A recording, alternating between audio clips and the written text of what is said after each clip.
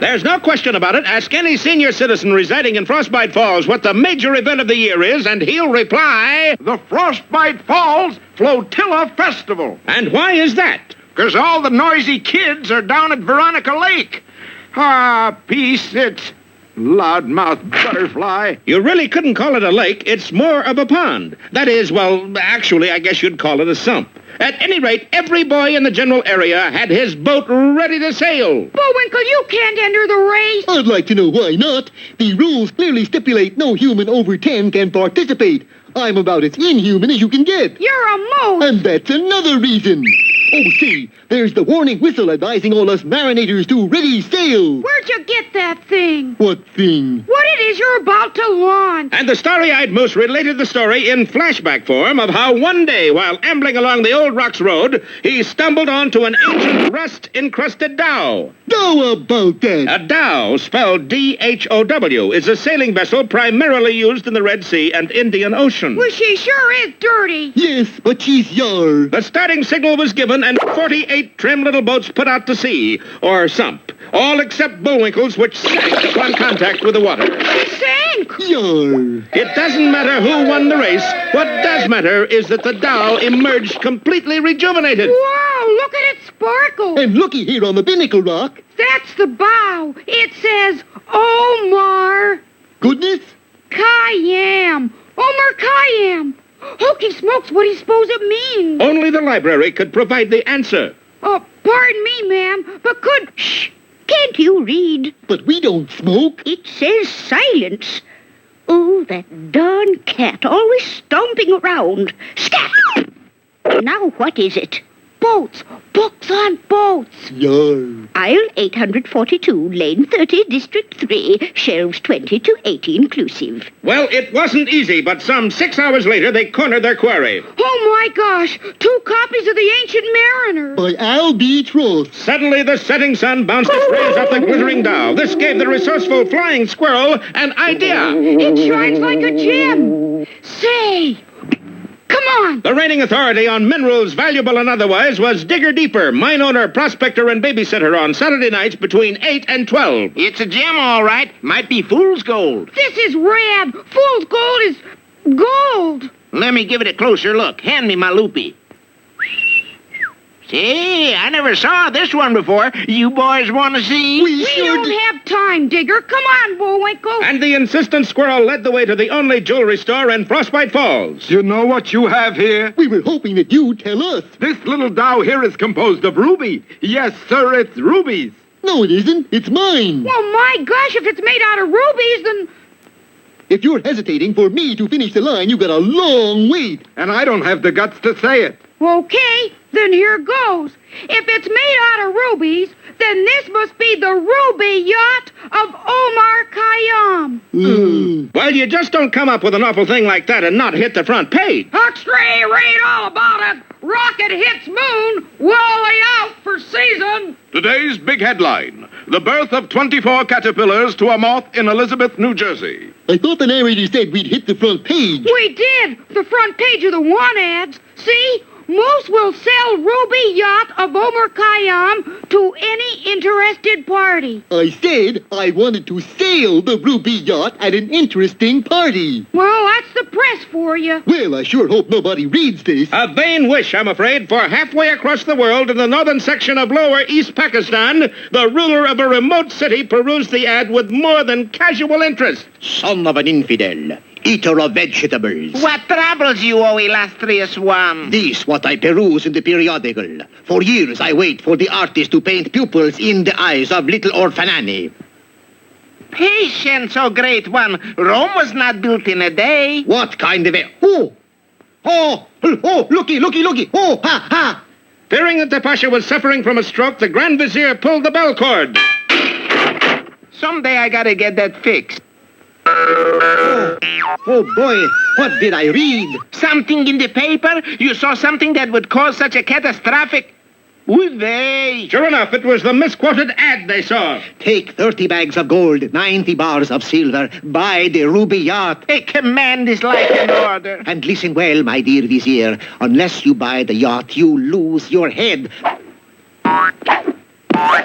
not to mention other various awful things that will happen to you. I comprehend, O felicitous one. Fear not, I will beg, borrow, or steal the sacred ruby yacht.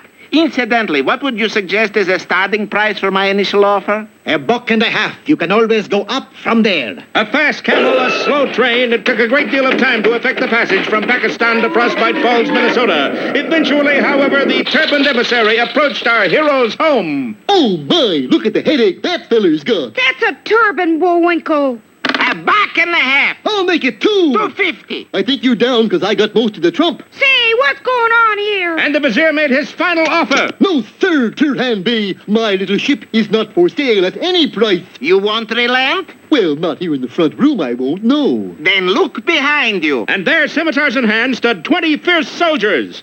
Uh-oh, there may be some cutting up going on around here. Don't miss our next installment, Rimsky and Korsakov Go to Palm Springs, or Song of Indio. And now for the cultural part of our program, we bring you Bullwinkle's Corner with that most of letters, Bullwinkle. Hello there.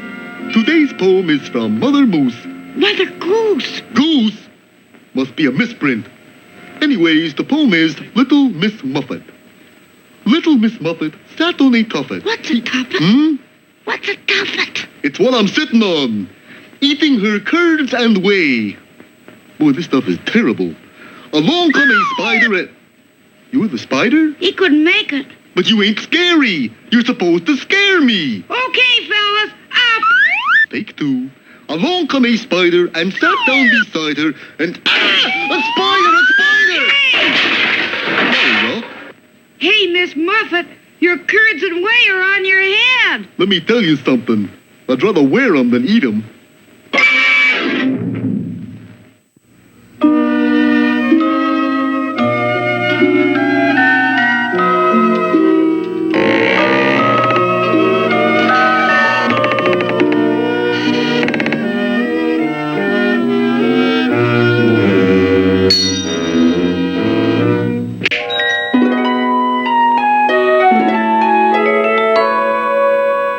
Remember the story of Sleeping Beauty? How as a baby she was put under a spell by a wicked fairy, how when she had grown up she pricked her finger with a needle and fell into a deep sleep from which she could be wakened only by a kiss. You remember, too, how a fence of thorns grew round the castle to prevent anybody from entering. Anybody but me, that is. And just who are you? A prince, naturally. Don't you see the robes, the crown? You want to see my ID card? Well, how do you propose to enter the castle? Easy. I haul out my trusty broadsword and... They don't make broadswords like they used to. The prince was distraught. What was he to do? I'll show you. These they make like they used to. The prince made straight for the tower room. Sleeping Beauty, I've come at last. With one kiss, I shall waken you and... Wait a minute. Awake, she's just another princess. Asleep, she's a gold mine. I can see it now. Sleeping Beauty comics, Sleeping Beauty hats, Sleeping Beauty bubble gum, and biggest of all, Sleeping Beautyland. Sure enough, the castle was soon made ready as a great tourist attraction. There was Moatland. Have your X-coupons ready, please. Have your X-coupons ready. There was Entrance Hall Land. Y coupons, please. There was Stairland. That's a Z coupon, folks. A Z coupon. And, of course, Sleeping Beauty herself. Sleeping Beautyland was clearly a great success. 1,000,001, 1,000,002. Sorry, the castle's closed till 8 a.m. Hold it, Junior. I'm Yolanda, the wicked fairy that put Sleeping Beauty to sleep. Well, that calls for some free coupon books. Books? Look, I want half of this whole setup, or else. Else what? Else I use my magic powers to wake her up. Well, now, we can't have that, can we, partner? And you are my partner, and a charming one at that. Now, wouldn't you like to see some of our Sleeping Beautyland? Why not? Just step this way to Dungeon Land. My, this is spooky. Well, it's very popular. Some people stay here for a long, long time. How does it work? Well, I put these around your wrist, you see? Yes? Then I leave. Well, have a good time. I'll see you in a couple of years, kid.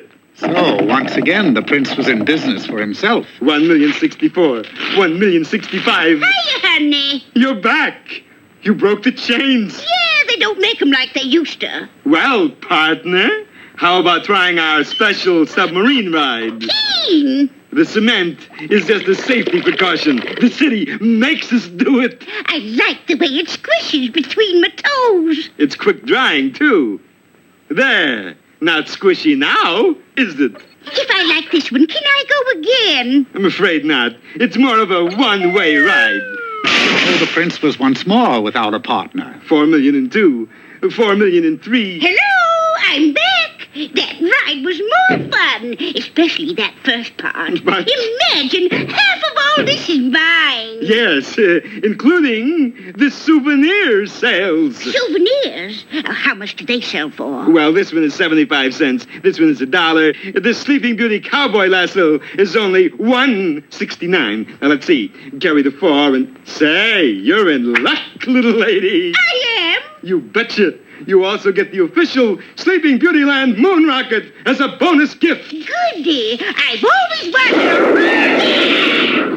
a... And the clever prince had apparently solved his problem. But soon he had another one. For the next morning, the crowds outside the castle were smaller, and the next day, smaller still. Clearly, Sleeping Beauty was a slipping beauty. And the prince was very sad indeed. Then, suddenly... Hi, sweetie, I'm back. And was that ever a ride? Well, you can have the whole thing back now, Toots. Sleeping Beautyland is a flop. Now, wait a minute. She's been asleep for 20 years, right? Right. Maybe people would pay money to talk to somebody who's been asleep for 20 years. You mean... Yes, we just wake her up. We'll make a fortune. Go ahead and do it. Who, me? You put her to sleep, didn't you? Well, frankly, no. I'm not really a wicked fairy. I'm just wicked. But then how... Easy. You kiss her. You're a prince, aren't you? Well, not exactly. I never joined the union. I really make my living beating pigskins. You mean? Yes. I'm a hog flogger. But just then a remarkable thing happened. Sleeping Beauty's eyes opened, and she sat up. Don't worry, kids. I wasn't really asleep. Then why the big 20-year act? I just wanted to see if I could make it in showbiz.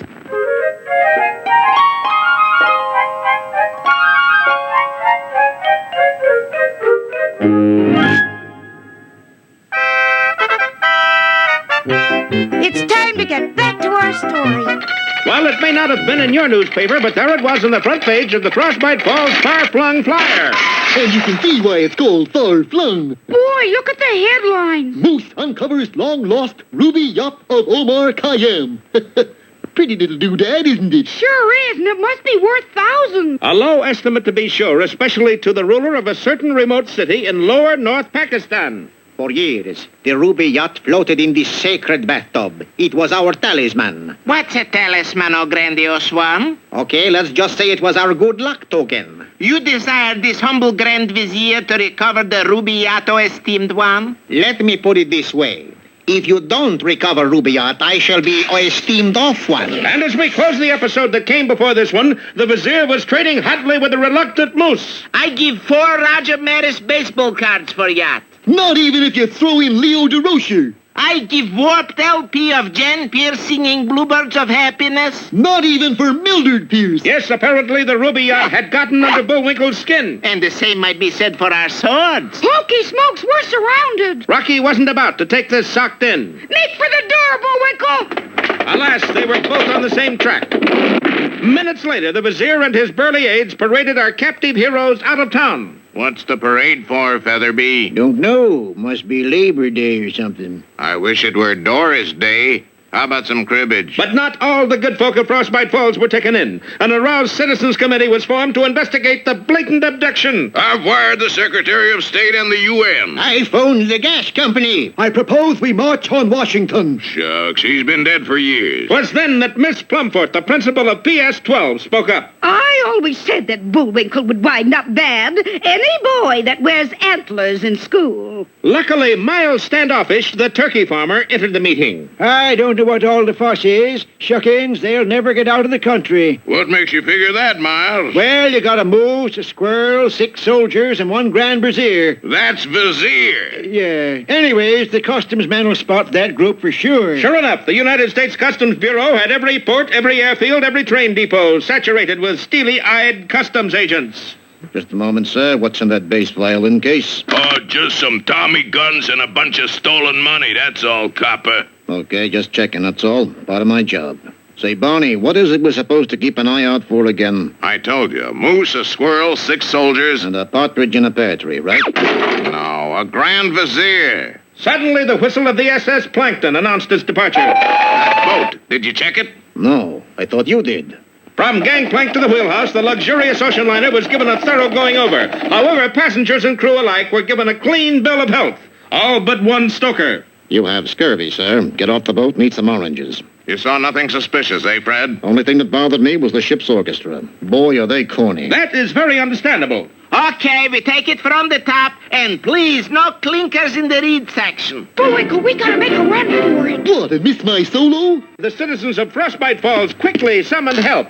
Well, Sergeant, what do you and your men suggest? I think we better call the police. Not only the local law enforcement agencies, but the federal as well were called in to block any attempts at fleeing the country. Sir, there are 60 young girls here who claim they're supposed to swim in the Olympics. 60, eh? Hold them for questioning. What kind of questioning? Telephone numbers, you know. What about the moose, the squirrel, the Grand Vizier? Let them get their own girls. Meanwhile, at Pier 62, the SS Plankton pulled away from the wharf. Captain, the Customs Bureau searched the ship and found nothing suspicious. Excellent.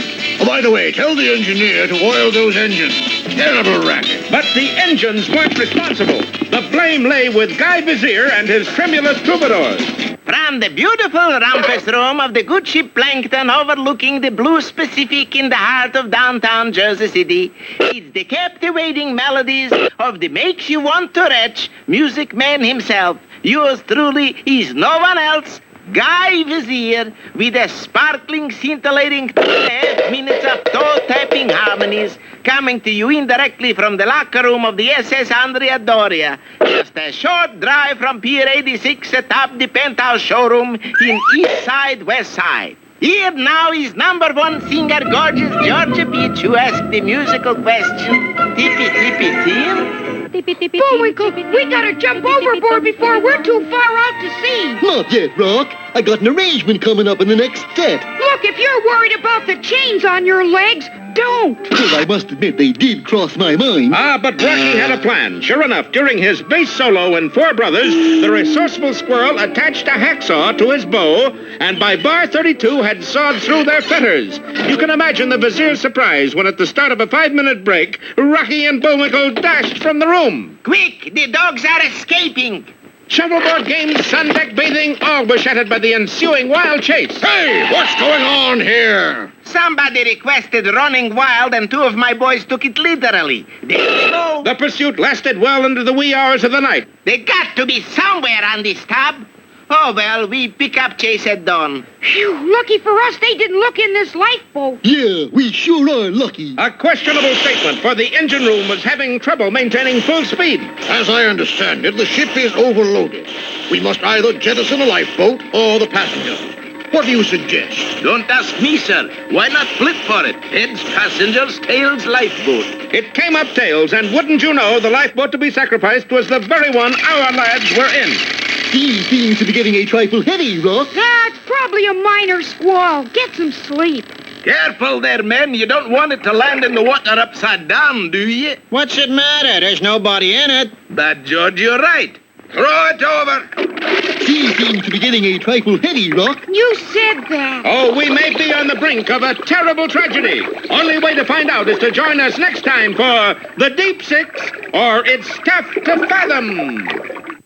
And now, for all you senior students who are just about to graduate, here are some words of wisdom from Mr. Know-It-All. Buenos dias, senors. Today's lecture is entitled, How to Catch a Bee and Make Your Honey Happy. Ordinarily, one can find a bee in a meadow of sweet-smelling flowers. However, if one lives in Death Valley, the task becomes a little tougher, but not surmountable. Here we have a Geiger counter which tells us 2 things. whether we are approaching a bee or walking over a landmine. If the bee lover can't find the bee, make the bee come to the bee lover. This can be attained by luring him with a honeycomb. We simply take a comb, gook it up with a jar of honey, and place it on the ground. You can be sure a bee will make a beeline for it. Ah, here comes one now. That was a bee, all right. A B-29. Moving from Death Valley to a meadow of sweet-smelling flowers, we finally do locate a bee, and there on that petal is one now. Utilizing the thumb and forefinger, we gently pick him up so as not to hurt his delicate little... Oh! Catch the bee, Mr. Know-It-All? No, I didn't, and I'm going to see that he never gets elected. Well, why are you going into that voting booth? I'm going to vote no on Proposition B.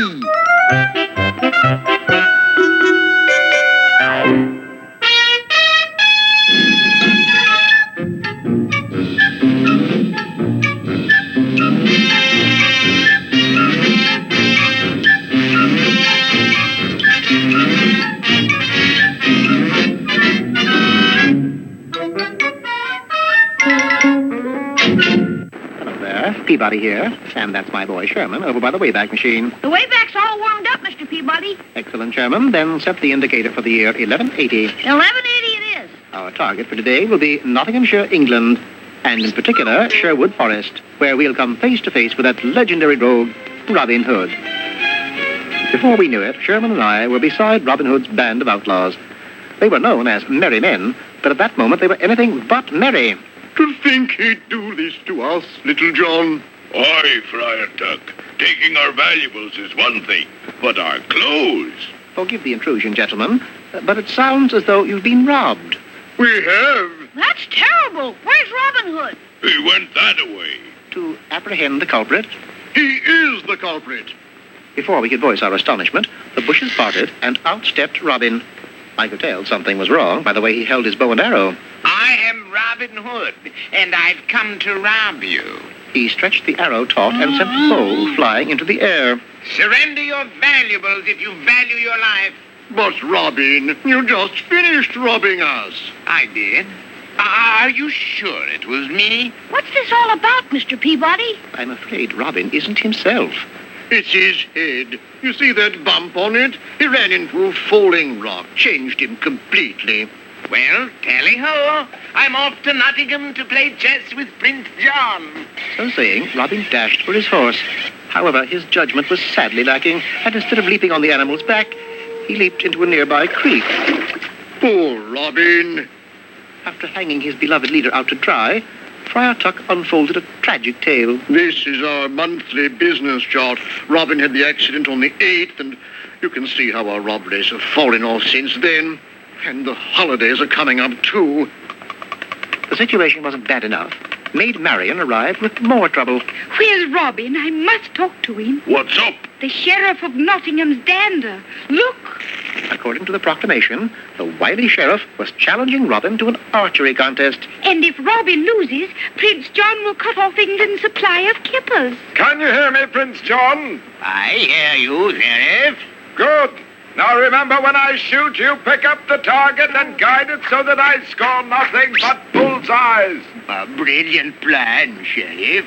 Yes, isn't it? Following day, all of Nottinghamshire turned out for the tournament, including Robin and his dejected band of outlaws. You must win, Robin. You must. I don't want to win. I want to rob the poor and give to the rich. Goodbye, kippers. Most of the spectators were focusing their attention on Robin. I concentrated on the Sheriff of Nottingham, who was engaged in some pre-tournament practice. Look at that, Mr. Peabody. A bullseye every time. I smell foul play, Sherman. No one's that good. Except me. My suspicions were confirmed. For the sheriff's next shot was so erratic, the target had a difficult time converting it into a bullseye. The tournament will now begin. The Sheriff of Nottingham will shoot first. Just one moment, please. Sherman, show the folks how you can stand on your head. If you say so, Mr. Peabody. While Sherman diverted the crowd's attention, I made my way to a nearby tree, borrowed a beehive hanging from its branches, and casually inserted it inside the highly talented target. That little boy stands on his head beautifully, but can't we get on with the tournament? By all means. All right, Chairman. Up, boy. Up. Losing confidence, the sheriff prepared to take his first shot. Watch this. A bullseye every time. It might have been, too, except that the target behaved in a violent fashion and began dashing all over the place. Needless to say, the tournament was called off. As for Robin Hood, he had the good fortune to walk into a ditch, resulting in the restoration of his normal senses. And they said it couldn't be done. Prince John, on the other hand, was having a difficult time getting free of the beehive. It serves him right, doesn't it, Mr. Peabody? It certainly does, Sherman. By the way, how does it feel to witness his execution? Execution? According to history books, Prince John wasn't executed. No. He looks beheaded to me.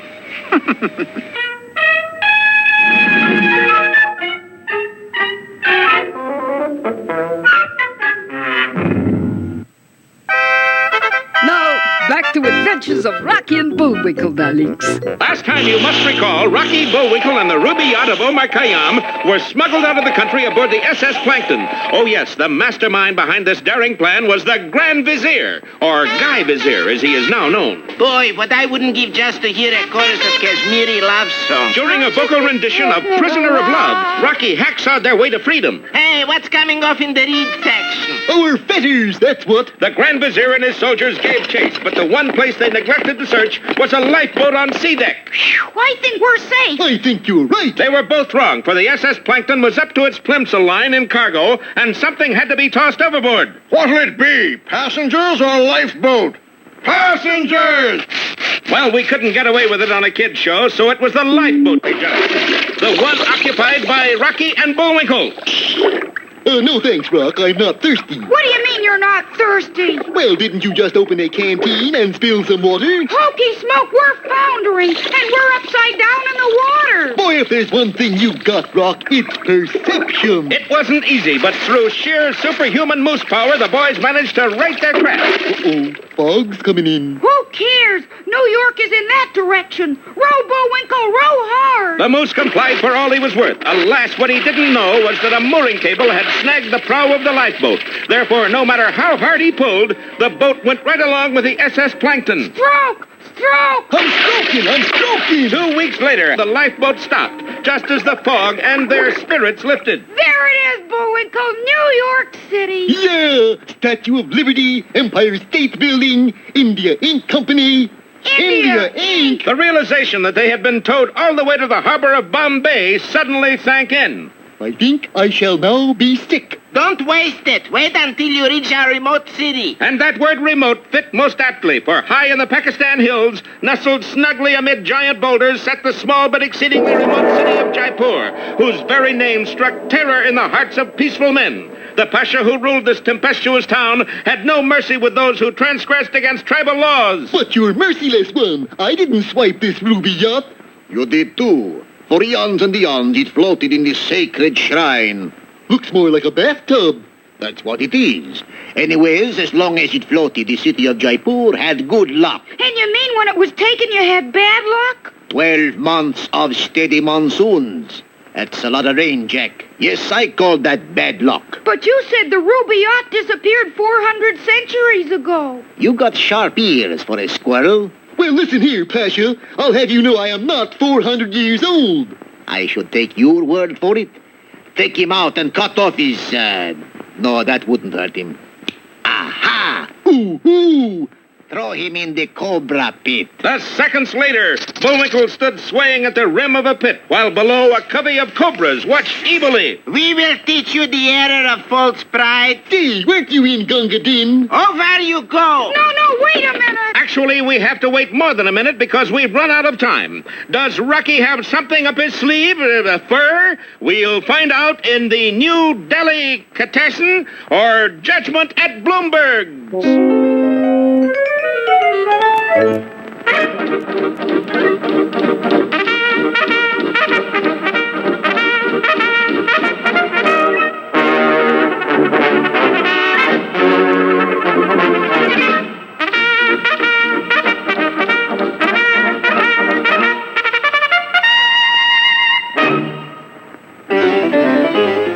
mountainous region of northwest Canada at the close of the 19th century, perched on a particular mountain overlooking a gorge, Snidely Whiplash and Homer sat waiting. What are we doing here, Snidely? You see this particular rock, Homer? Yeah? Well, this is called flicker rock, because it is so delicately balanced that with the flick of your finger you can send it hurtling to the ground below.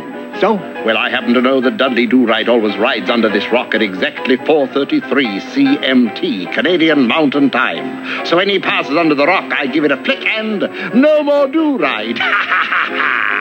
Gee, Snidely, that's an unpleasant thing to do. 4:32, 4:33, flick!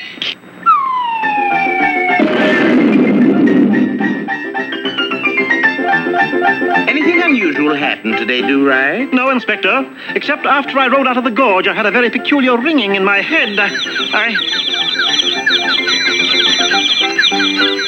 How did you do that, Inspector? Do what? That thing you did with the birds and the bells. Birds and bells? Are you feeling all right, Dudley? We'll all be killed! Look out for the train, Inspector!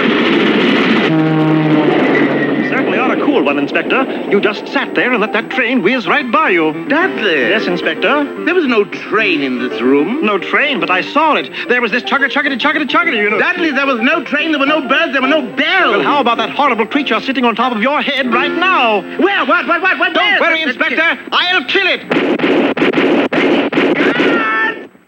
Guards, arrest him! Wait. Look out, here comes another train! You Mounties, come out from under that table and take this nut away. That engineer must be mad. What was that all about, Father? I can't understand it. It was his old zippy do-right self this morning. Oh, look out there. Here they come again there. Dudley, what happened to you? Why, nothing, Nell. I was just riding home by my usual route, and I felt a slight tingling sensation on my head. Look out! The mouse? No, it was a 16-foot polar bear. Strange, polar bears this time of year, but it's all right, Nell. It walked on by. Polar bear? Oh, Dudley, you're sick. I'm going to find out how this horrible thing happened to you. All right, Nell, but wait till these buffaloes go by. So Nell set out retracing Dudley Do-Right's route to camp, hoping to find the reason for Dudley's strange behavior. That's odd. Flicker Rock is missing. But wait a minute. There it is, with a tremendous dent in its side. It was flicked, and I'll bet the flicker who flicked Flicker Rock was you, Snidely Whiplash. But Nell, I only meant to flatten him. I didn't mean him any real harm. Well, you did him harm. Homer, this is terrible. What's so terrible? Do-Right's a kook. But it was bad enough being chased by a sane Do-Right, but to be chased by some nuts. I must confess, I did flick a rock. But after I flicked a rock, I had a moment of regret. You don't know how relieved I was when Dudley Do-Right of the Mounties rode on, head up, body erect, and now a hopeless nut. A dangerous maniac. We've got to help him, Homer. We've got to help that boy. Is he muzzled? Nell, what are you doing with that 6-foot weasel? You see, Homer, he doesn't like me. And that gopher in the baggy pants. He ain't exactly in love with me, neither. But that's all right, Nell, because the birds are taking over the world.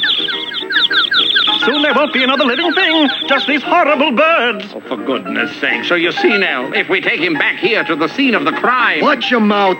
So to speak, perhaps it would all come back to him. Oh, my head, such a head. Wow-wee, what a headache.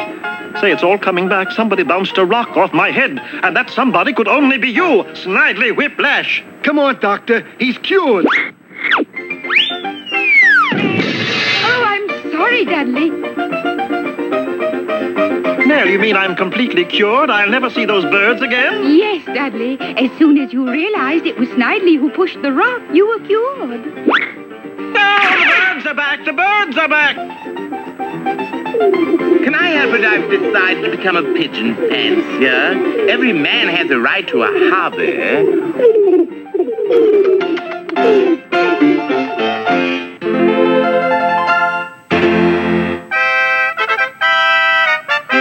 Now, back to our adventure. Well, you're just in time for what might be a very unhappy ending. In our preceding installment, Rocky and Bullwinkle assumed they were rowing back to New York, only to discover that they had been towed all the way to Bombay. The Grand Vizier escorted our heroes to the hard-to-find city of Jaipur. One of the few times in this story we haven't come up with a bad pun. Moose, squirrel, meet His Highness Nez de Pasha. I do not wish to offend either of you offendees, but would you mind divulging which one of you pilfered the ruby yacht? Oh, yes, the little ship that had been stolen from that sacred bathtub 400 centuries ago. And ever since we've had a plethora of ill fortune. Plethora? A whole bunch. Now, who took the yacht? I took it, but it isn't my yacht. I mean, it is my yacht, but I took it. That is, marshmallows. There were two ways of dying in Jaipur. Just living there and being cast into the dreaded Cobra Pit. This was to be Bullwinkle's punishment. Shame it isn't the end of the episode. We could use Thanks for the Memory as a title. Never mind the shop talk. Walk over into the pit. Look, if I had to go this way, those snakes can walk over to me. Silence, thief of thieves. Push him in. Stop! Stop! What do you mean, stop? You can't say stop when we're about to push Moose over. What is wrong with you? I said stop, and I mean stop. He said stop. How about that? Well, no one had ever said that before, so they all adjourned to the throne room, leaving the snake pit behind. Goodbye, Olivia.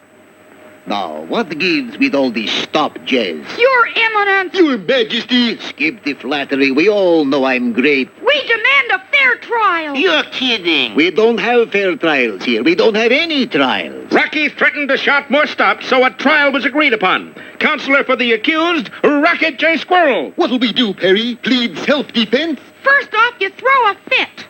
For Bullwinkle, this was easy. While this was going on, Rocky, unnoticed, grabbed a sheet of paper, shaped it into an unreasonable facsimile of the ruby yacht, and sprayed some lacquer on it. Amazing set of coincidences, isn't it? You can quit now, Bullwinkle. I'm all cured. Mr. Pasha, my client did not steal your ruby yacht. In fact, nobody did. I object. That's in the material and an elephant. Overruled!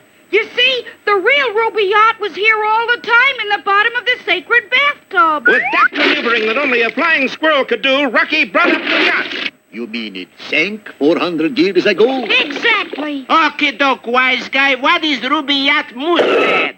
This one, nothing but paper. Days later, aboard the SS Plankton's return voyage... That dude was quick figuring, Rock, manufacturing a dummy yacht and planting the real one in the tub. But I still don't know how you did it. Look, Bullwinkle, just do me a favor. Don't enter any more boat races. Oh, never fear. Next year, it's the marble shootout. I won't even come close to winning. Why do you say that? Well, look at my marble. It's all oblongish and not the least bit round, and it's got the word hope on it. Hokey smokes! That might be the Hope Diamond. Well, at least it won't be hopeless then, eh, Rock? Rock? Rocket J! Oh, Rock!